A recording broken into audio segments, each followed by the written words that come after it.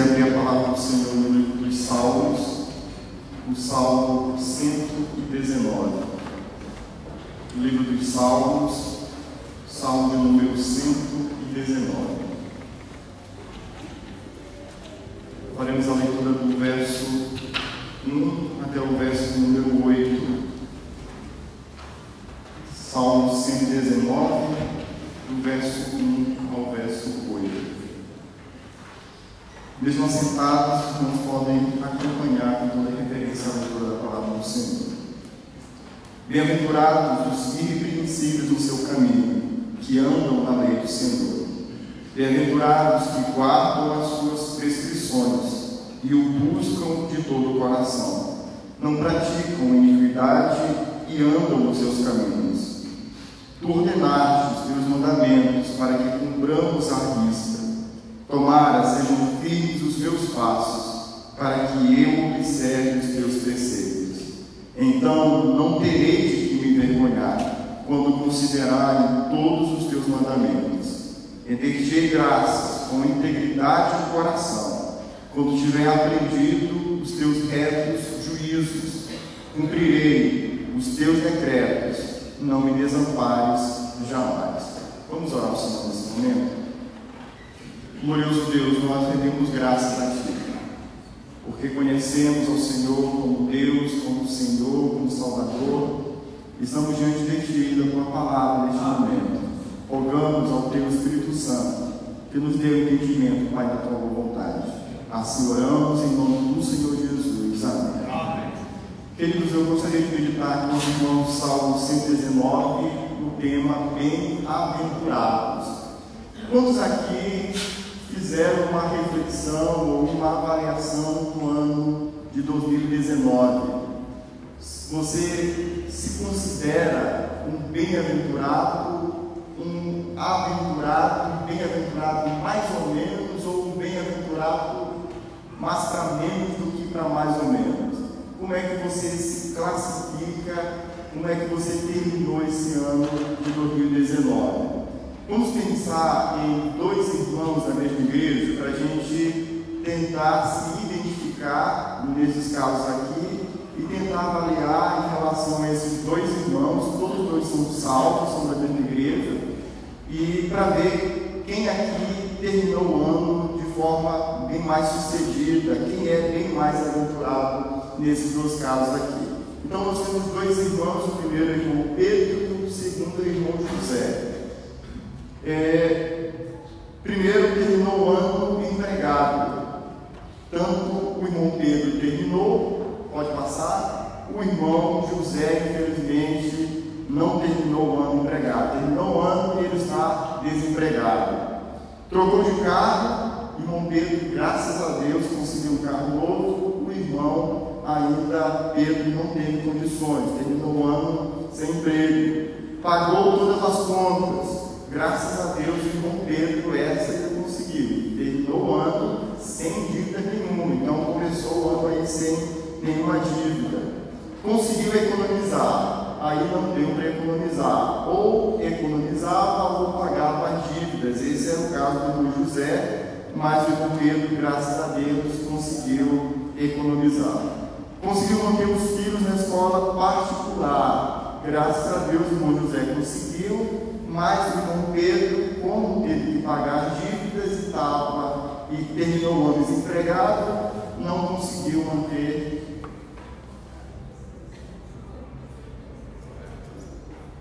Não entendi? Está ao contrário? Pedro e José. É, alguém mudou o personagem aqui no meu roteiro, mas não sei quem é. Pode prosseguir o seguinte: conheceu logo o lugar, a situação agora ficou melhor para o irmão José, né? Não, para o Pedro, né? Não, conseguiu manter os filhos na escola, Pedro sim, José não, comprou uma casa nova, o irmão Pedro sim, o irmão José não, passou em um concurso público, tem os dois não passaram. Então, esse aqui é o final. De forma sincera, no seu coração, quem foi bem mais aventurado no ano de 2019? Ok, então você, ao responder isso, você provavelmente se identificou ou com o irmão Pedro ou com o irmão José.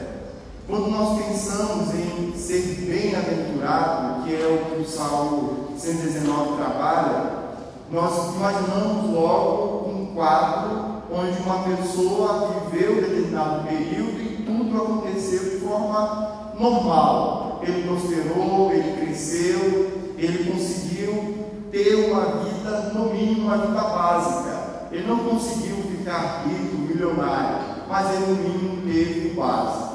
Quando falta o básico, nós já nos sentimos menos bem-abençoados ou menos bem-aventurados. O salmo que nós lemos nas boas-vindas foi o salmo número 73. E o salmo 73 expressa o coração, o nosso coração, diante da prosperidade, tanto do ímpio, no caso era do ímpio, mas também nós nos sentimos da mesma forma em relação ao salvo.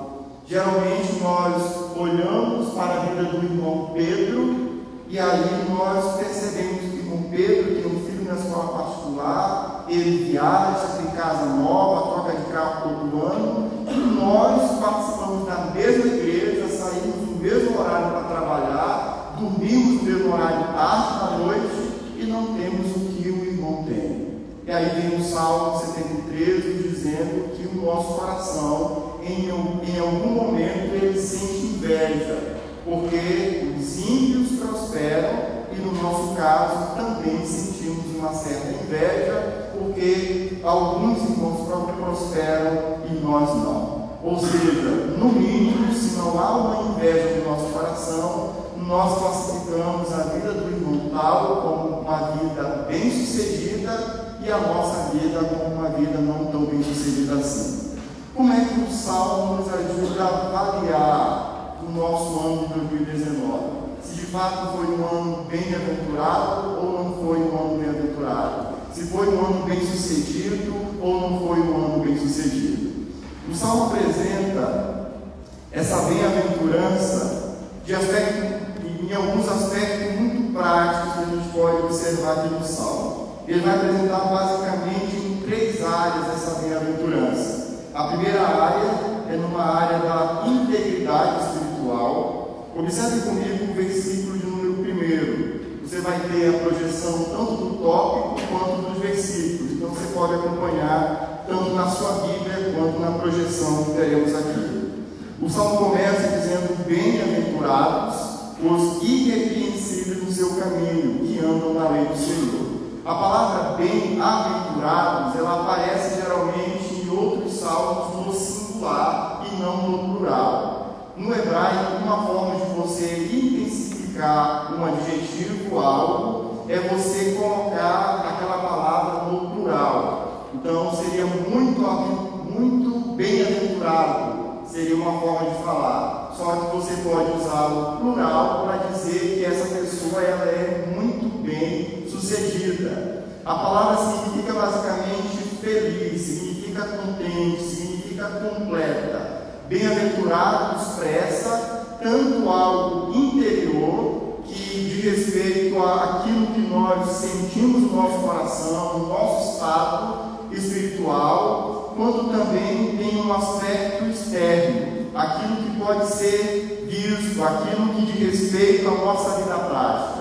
Bem-aventurado, por exemplo, é aquele no Antigo Testamento que prospera, que cresce, que consegue crescer na vida social. Então, o Salmo apresenta esse bem-aventurado e o objetivo do Salmo é classificar, é descrever quem são esses bem-aventurados, em que consiste essa felicidade. E ele vai dizer que essa felicidade, essa plenitude, ela consiste ou está presente naqueles que são irrepreensíveis no seu caminho e que andam na lei do Senhor. Ele faz um paralelo aqui entre caminho e andar, nos mostrando que essa característica, irrepreensíveis, ela não é só uma característica que somente a pessoa sente, não é algo somente interno, é algo que é visível enquanto a pessoa está andando, enquanto a pessoa está executando na sua vida prática. Essa característica ela Essa pessoa que é irrepreensível, a palavra irrepreensível é a mesma palavra utilizada em vários textos, principalmente em alguns sacrifícios no Antigo Testamento, quando a lei determinava que o animal deveria ser perfeito. Então é a mesma palavra irrepreensível. Perfeito no sentido de não ter nenhuma imperfeição, para que pudesse ser recebido. Se o animal fosse cego, coxo, magro, isso era classificado como uma imperfeição e não servia para o sacrifício. Essa palavra agora o salmista está usando, não no sentido de que o irrepreensível, o bem-aventurado, é aquele que não peca, não é nesse sentido. Ele não está dizendo que esse é perfeito, que não pratica pecados em si, mas é o mesmo sentido usado quando o autor, lá no livro de Gênesis, se refere a Abraão. Ele diz o seguinte: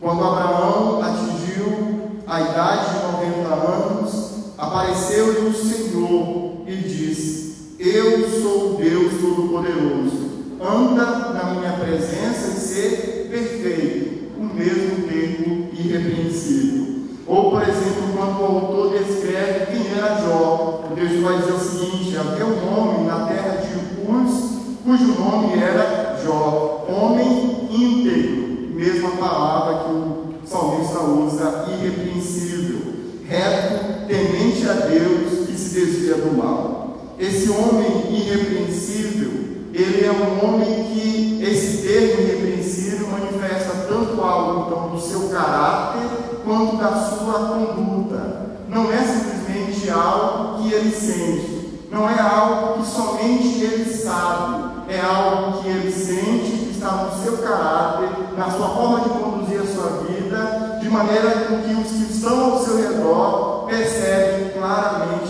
que esse homem é um homem irrepreensível. O texto vai dizer que isso acontece de maneira muito prática no seu caminho, pois eles andam na lei do Senhor. O salmista então classifica a bem-aventurança como uma característica interna e uma característica externa. Quem é o homem feliz? Quem é o homem pleno? Quem é o homem diante de Deus abençoado? É aquele que mantém a integridade espiritual, tanto no sentido de ter isso no seu caráter, como ter essa característica também em suas atitudes, no seu caminho, na forma de viver. O verso de número 2 diz o seguinte: mesmo termo, bem-aventurados os que guardam as suas prescrições e o buscam de todo o coração. Agora há um paralelo aqui entre guardar e um paralelo entre buscar. O termo guardar significa guardar algo com fidelidade. E o que essa pessoa guarda, que é o bem-aventurado, são as prescrições. Em uma outra tradução, testemunhos, que é um termo utilizado para se referir à lei do Senhor. A maneira como ele faz isso é de todo o seu coração. O que fica muito claro aqui é que esse bem-aventurado, ele não é aquele que obedece, que busca, que pratica somente em alguns momentos, somente a partir de uma obediência mecânica. Jesus, ele confrontou os líderes religiosos porque eles obedeciam, eles faziam aquilo que a lei ordenava, mas o coração deles não estava envolvido com aquela prática. É a semelhança de um filho que o pai ordena, ele faz aquilo que o pai ordenou, mas ele está com o coração contrariado. Ele, no coração, ele não obedeceu. Não é esse o caso aqui. O caso que o salmista apresenta é alguém que guarda os mandamentos, as prescrições do Senhor, mas o seu coração está envolvido com aquilo que ele está fazendo. As suas intenções são visíveis de acordo com as suas atitudes. Verso de número 3, ele conclui a primeira estrofe dizendo que esses bem-aventurados, eles não praticam iniquidade, pois eles andam nos caminhos do Senhor. Há novamente aqui um paralelo entre uma declaração negativa eles não praticam iniquidade, porém eles andam no caminho do Senhor. O ponto central que o salmista deseja nos ensinar acerca do que significa ser bem-aventurado é a bem-aventurança, de acordo com o texto bíblico, não está necessariamente na forma como nós concluímos o ano, se terminamos o ano empregados, bem-sucedidos financeiramente, se conseguimos comprar uma casa, se conseguimos fazer uma viagem. Não consiste nisso. Para o salmista, o homem bem-aventurado, um ano bem-sucedido, está em se manter a integridade espiritual ao longo de todo esse processo da vida. O Salmo 119, bem mais lá para frente, ele vai mostrar qual é a condição do salmista. E ele vai descrever a condição de alguém que está à semelhança de Jó, sofrendo. Ele vai dizer que ele verte lágrimas de tanto sofrimento, que a sua alma está apegada ao pó. Ou seja, o cenário, a condição do salmista, ao declarar, ao escrever esse salmo, é de alguém que está passando por um momento difícil, alguém que está concluindo o ano de forma muito complicada, com sofrimento, com dor, alguém que não conseguiu alcançar alguns objetivos, como, por exemplo, ter no mínimo saúde. Mas ele coloca aqui que é bem-aventurado aquele que consegue passar por tudo isso mantendo a integridade espiritual. É importante a gente fazer essa distinção aqui, porque bem-aventurado, o termo em si, ele é utilizado em alguns momentos para se referir a alguém que Deus concedeu filhos, que Deus concedeu idade avançada, que Deus concedeu muitos bens, que Deus concedeu a essa pessoa a bênção da prosperidade. Isso também significa bem-aventurado em alguns lugares no Antigo Testamento. Mas não é esse o objetivo do Salmo, não é esse o aspecto que o Salmo deseja enfatizar. O que ele deseja enfatizar é uma bem-aventurança, é um estado de plenitude, é uma felicidade, é algo tanto interno quanto externo, que é comum tanto daquele que foi bem sucedido financeiramente, quanto daquele que não foi bem sucedido financeiramente. Então, bem-aventurado para o salmista é aquele que conseguiu ao longo do ano administrar, vender, negociar, estudar, passear, vender, comprar novas propriedades, investir no mercado, enfim, aquele que conseguiu fazer o que ele faz rotineiramente, mantendo a integridade espiritual. Aquele que conseguiu ao longo do ano manter a integridade espiritual, tendo um coração envolvido no Senhor, na pessoa de Deus, tendo um desejo de andar nos caminhos do Senhor. Ou seja, o homem bem-aventurado, a mulher bem-aventurada, é aquela que conseguiu viver as dificuldades do ano de 2019, mas que conseguiu viver, conseguiu prosperar, conseguiu ter esse momento que o Senhor lhe concedeu, sem abandonar a integridade espiritual. Nisso consiste a bênção do Senhor, segundo os versos de 1 a 3. A segunda estrofe começa no versículo de número 4, e ele vai expandir esse conceito e vai nos ensinar algo a mais acerca desse bem-aventurado. Ele vai dizer que essa bênção consiste em desejar e servir o Deus da palavra. Se você observou no verso 1, 2 e 3, o salmista está falando sobre eles, na terceira pessoa. Ele fala sobre os irrepreensíveis, os que guardam as prescrições, buscam de todo o coração, aqueles que não praticam iniquidade. Agora, no versículo 4, ele traz para a segunda pessoa, e ele foca justamente na pessoa do Senhor. Tu ordenaste os teus mandamentos para que os cumpramos à risca.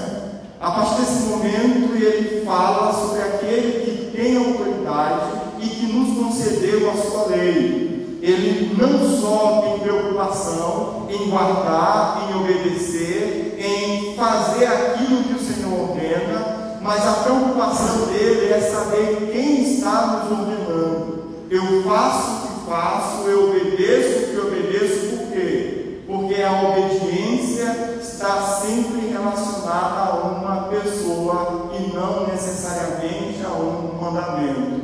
Se nós não compreendermos, se nós perdermos de vista o fato de que obediência é sempre algo pessoal, nós correremos o risco de viver uma vida ética, uma vida moral, mas sem integridade espiritual. Isso acontece todas as vezes em que nós obedecemos aquilo que a palavra nos ordena, sem relacionar essa ordem com o nosso próprio Criador.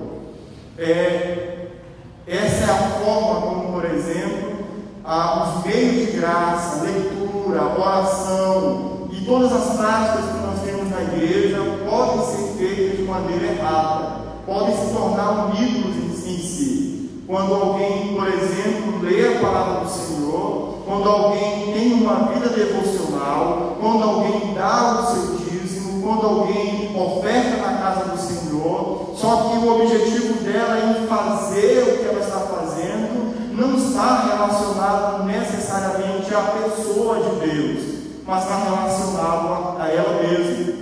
Nós estudamos hoje pela manhã um texto de Zacarias, e a pergunta de Zacarias foi essa, a pergunta-chave do capítulo 7. Quando vocês estão jejuando para quem? E aí o próprio texto responde: é para vós mesmos que jejuais. Ou seja, o povo usando os meios de graça que foram concedidos para abençoar o povo, para comunicar graça para o povo, mas usando com uma finalidade completamente errada. O texto do salmista apresenta o desejo, mostrando que essa ordem, esse mandamento vem de uma pessoa. Tu ordenaste os teus mandamentos, e Deus ordenou esses mandamentos para que eles sejam cumpridos à risca. O termo risca significa plenitude, de forma plena, de forma completa. A ideia do salmista nesse momento é nos mostrar o que é que Deus exige do seu próprio povo. A forma como Deus se relaciona com o seu povo é bem diferente da maneira como o ímpio se relaciona com o mundo. Há um padrão, há uma forma de vida, e essa forma de vida ela não é opcional, ela não é subjetiva, ela parte do Senhor, aquele que tem a autoridade e que tem a sua palavra que nos ordena e nos ensina como devemos viver. Ou seja, ser servo do Senhor não significa ser dono do seu próprio dinheiro, não significa ser dono do seu próprio tempo, não significa ser dono das suas próprias habilidades, não significa ser dono daquilo que nós temos. Ser servo do Senhor significa administrar tudo aquilo que nós temos de acordo com a vontade do nosso Senhor. O verso de número 5, o salmista continua dizendo: tomara sejam firmes os meus passos, para que eu observe os teus preceitos. Diante da ordem e do entendimento de que obediência é sempre um ato pessoal, o salmista então faz uma oração, e a sua oração é reconhecendo que, mesmo tendo a consciência da sua obrigação como servo, ele pode em algum momento deixar de cumprir aquilo que Deus tem ordenado. Portanto, a sua oração é: tomara sejam firmes os meus passos, para que eu observe os teus preceitos.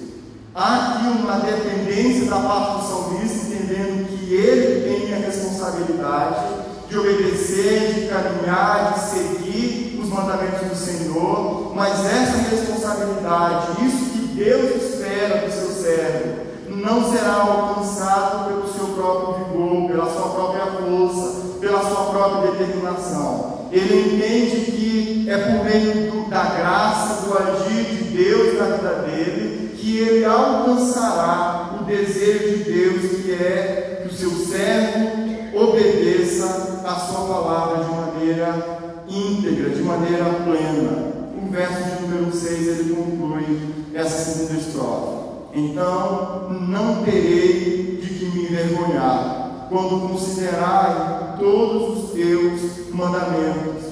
A conclusão é se de fato o salmista consegue meditar e praticar a palavra do Senhor. O verso 6 nos mostra que ele não teria do que se envergonhar. A palavra considerar significa olhar atentamente. Ele não se envergonhará quando ele tiver essa postura de olhar atentamente para a palavra do Senhor, de olhar com atenção, de olhar com cuidado. Observe aqui no versículo de número 6 que ele usa um termo que significa cair na desgraça. É alguém que praticou algo pecaminoso e que se sente com o coração impuro diante do Senhor, que é o termo envergonhar.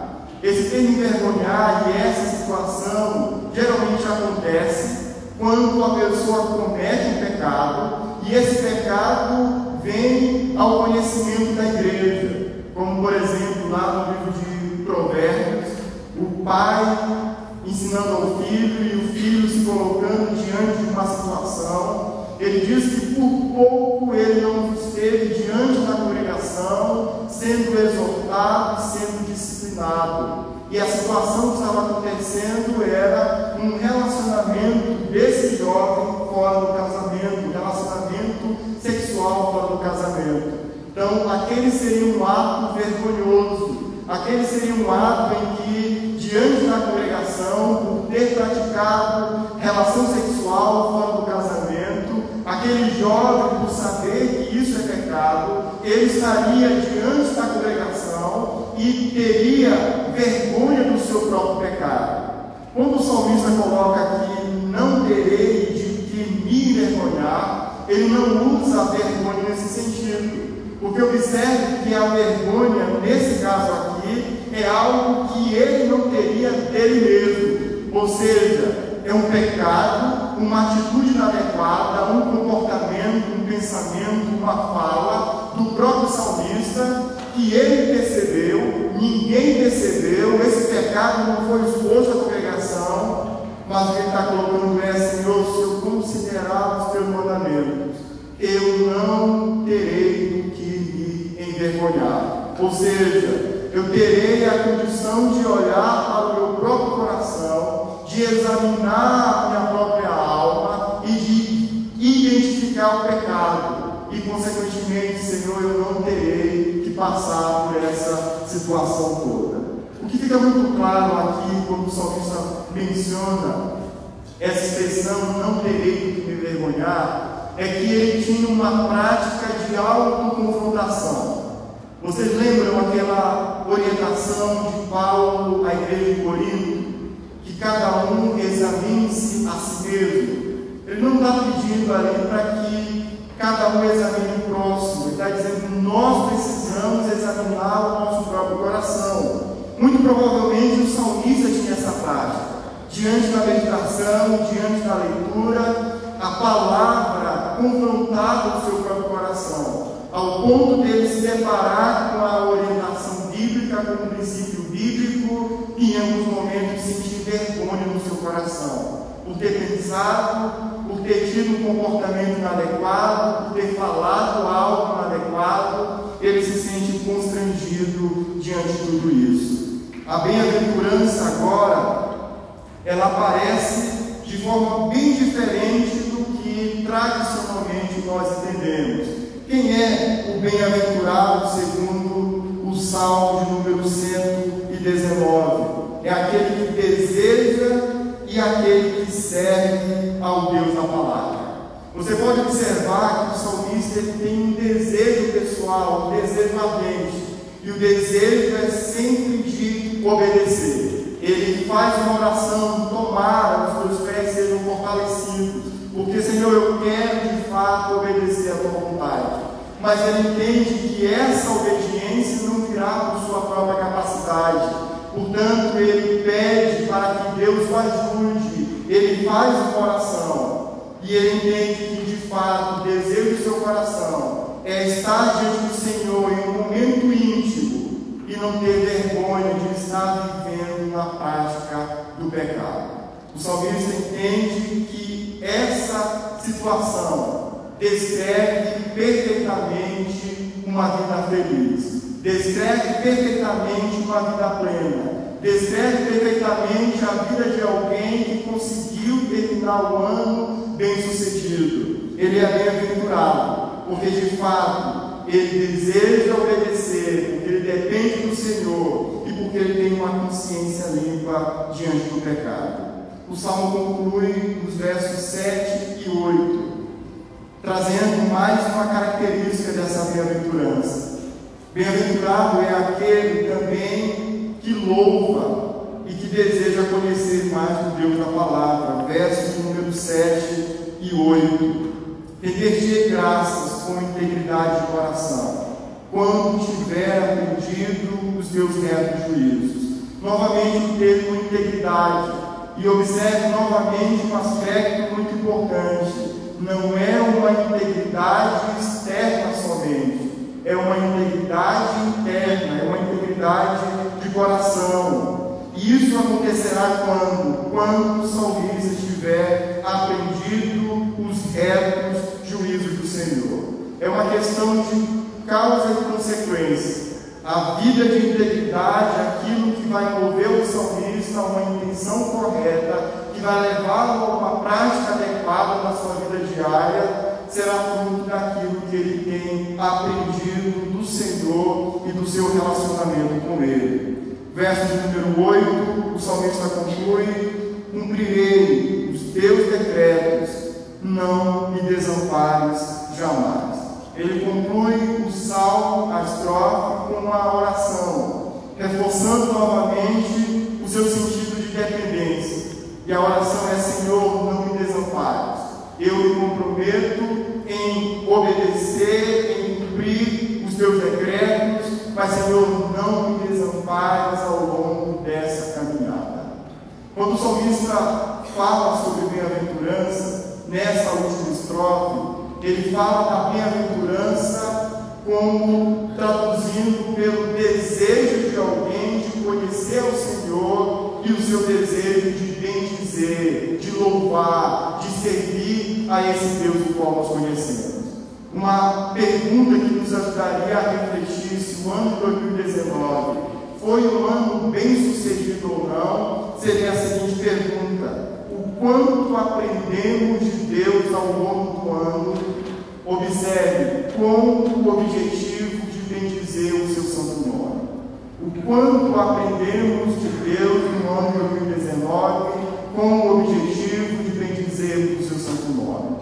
Algo que nós precisamos tomar muito cuidado, principalmente pastores, líderes, aqueles que ministram na casa do Senhor, que ministram cursos, líderes de grupo aliança, qual é o objetivo do conhecimento que nós buscamos semanalmente. Porque talvez você esteja pensando o seguinte: eu tenho de fato conhecido mais acerca do Senhor, mas qual é a finalidade, qual é o objetivo do seu conhecimento? O objetivo é ensinar outros, o objetivo é ter um conhecimento em si. Devemos tomar cuidado, porque o nosso coração pode se encher de um conhecimento e esse conhecimento pode não nos levar a um relacionamento pessoal com o Senhor. A pergunta que devemos fazer é: quanto tempo ao longo desse ano de 2019 nós investimos em uma leitura com desejo de conhecer mais o nosso Senhor? Quanto tempo ao longo desse ano de 2019 nós investimos em livros que nos ajudaram a entender mais sobre o caráter, sobre os atributos, sobre a pessoa de Deus na nossa vida? Quanto tempo nós investimos ao longo desse ano de 2019 na escola bíblica dominical, desejando conhecer mais a pessoa do nosso Senhor? Quanto tempo ao longo desse ano de 2019 nós investimos em se congregar, em ter um momento na casa do Senhor para buscar e para aprender mais da palavra do Senhor?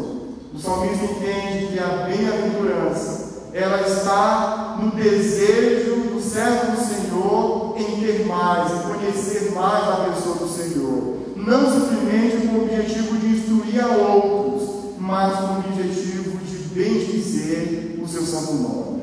Sabe aquela leitura que você faz, em que você não está pensando no outro. Nós, líderes, pastores, professores de EBD, líderes de grupo Aliança, nós temos essa dificuldade. Qual é a dificuldade? Ao ler a palavra do Senhor, ao ler um livro, automaticamente a nossa mente pensa e nos leva ao outro. Logo queremos entender aquilo para saber como ensinar, para saber como aplicar na vida do outro. Logo identificamos na igreja a pessoa A ou a pessoa B que está passando por aquilo, e a tentação isso pode nos afastar de uma leitura pessoal do nosso Senhor, no sentido de desejar conhecer mais, para bem dizer, simplesmente bem dizer o nome do nosso Senhor. O salmista então conclui nos ajudando a avaliar o ano de 2019. Você foi bem-aventurado no ano de 2019? Como você pode chegar a essa conclusão se esse ano foi um ano, na perspectiva divina, um ano perfeito, um ano completo, um ano abençoado pelo Senhor? Você precisa meditar e identificar, de fato, qual foi o seu envolvimento, qual foi a forma como o seu coração se envolveu com o Senhor, com o conhecimento do Senhor, com a palavra do Senhor, como você desenvolveu esse ano de forma prática. Você conseguiu viver uma vida nos caminhos do Senhor, entendendo que aquilo que você obedeceu, a forma como você administrou os seus negócios, que tudo isso estava diretamente relacionado com o Senhor? Essa é a questão que o salmista desenvolve. Se de fato isso aconteceu, você pode ter um coração tranquilo, dizendo: Senhor, eu terminei um ano desempregado. Senhor, eu terminei um ano e meus filhos tiveram que sair da escola particular. Senhor, eu terminei um ano e não consegui fazer a viagem que eu precisava fazer. Mas, Senhor, eu consegui viver todas essas fases, Senhor, mantendo o meu relacionamento com o Senhor, cultivando o relacionamento com o Senhor, buscando a Tua presença, desejando Te conhecer mais, tendo uma intenção sincera no meu coração de caminhar juntamente contigo. Se de fato isso aconteceu, você pode orar ao Senhor dizendo: Senhor, obrigado, porque eu tive um ano bem-aventurado. Mesmo doente, mesmo com as dificuldades do lar, mesmo desempregado, você pode se apropriar de fato dessa verdade de que você é um homem, uma mulher alegre, contente. Isso fica muito claro quando Paulo fala aos Filipenses dizendo que aprendeu a viver contente em toda e qualquer situação. Talvez você esteja passando pela escassez, talvez você esteja passando por uma fase bem apertada, e aí você ainda se questione: será que de fato eu sou bem-aventurado? O Salmo responde que sim. A bem-aventurança consiste em conhecer o Senhor, em desejar o Senhor, em manter a integridade, em andar nos caminhos do Senhor. Que Ele nos conceda a graça para que este ano de 2020 seja um ano bem-aventurado também, para que o nosso objetivo ao longo desse ano seja viver, administrar, negociar, trabalhar, estudar segundo a boa vontade do Senhor, segundo